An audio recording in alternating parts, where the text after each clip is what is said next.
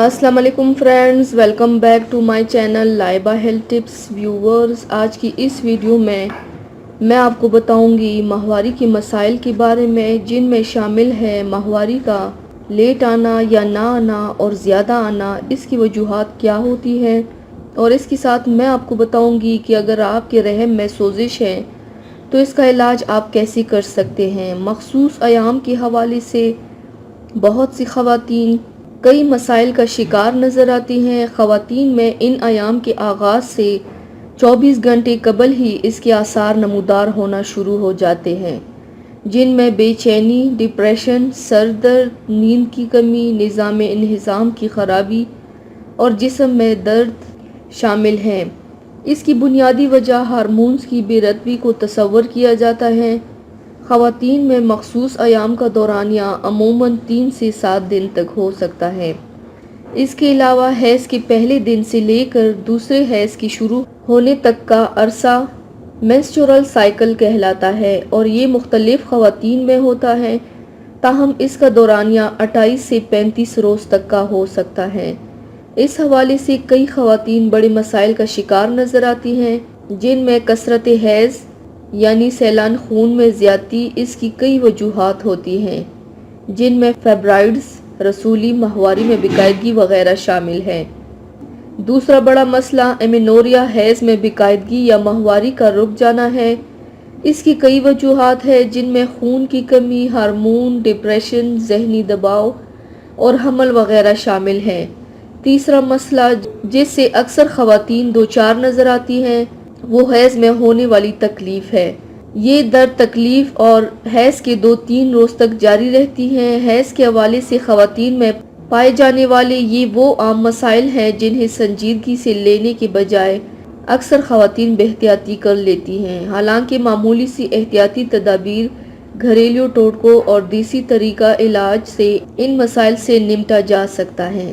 तो चलिए शुरू करते हैं, पर इसके पहले प्लीज़ मेरे चैनल को सब्सक्राइब कर लीजिए और बेल आइकन को दबाइए एवरी लेटेस्ट ब्यूटी अपडेट को सबसे पहले पाने के लिए।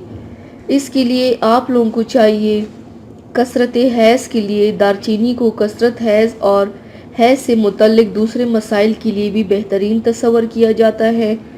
आप दारचीनी को पीस कर इसका पाउडर बनाकर 1 चाय का चम्मच पानी के साथ दिन में 2 बार इस्तेमाल करें, या इसे आप सब्ज़ चाय में उबाल कर भी इस्तेमाल कर सकते हैं। चंद रोज़ की मुसलसल इस्तेमाल से कसरत हैज़ की शिकायत दूर हो जाएगी। सैलान खून की ज़्यादती आम के दरख्त की चाल को खून की ज़्यादती के बहाव को दुरुस्त करने के लिए मुफीद तस्वर किया जाता है।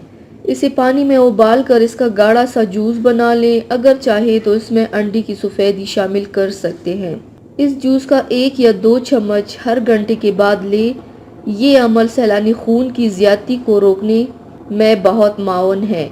हैज़ की बेकायदगी, माहवारी के मुख्तलिफ मसाइल के लिए अदरक भी नहायत आजमूदा नुस्खा है। इसे हैज़ की तकलीफ़ और बेकायदगी दोनों के लिए इस्तेमाल किया जा सकता है। ताज़ा अदरक का 1 टुकड़ा लेकर इसे 1 कप पानी में चंद मिनट उबालें।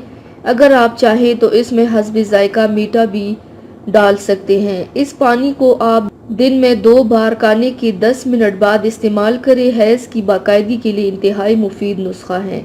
कच्चा पपीता भी हैज़ की बाकायदगी और पटों के तनाव को दूर करता है। ख़ास तौर पर गैर शादीशुदा लड़कियों को इन अयाम के दौरान पैदा होने वाले स्ट्रेस और खून के बहाव में बाकायदगी के लिए इसका इस्तेमाल ज़रूर करना चाहिए।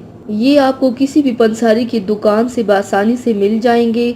हैज़ की तकलीफ़, अयाम हैज़ के दौरान पेट की तकलीफ़ को दूर करने के लिए तिल बहुत मुफीद तस्वर किए जाते हैं। ख़ास तौर पर वो नौजवान गैर शादीशुदा लड़कियां जो खून की कमी के बायस अयाम मखसूस की तकलीफ़ से दो चार होती हैं। इन्हें चाहिए कि आधा चम्मच तिल का पाउडर दिन में 2 मरतबा नीम गर्म पानी से ले।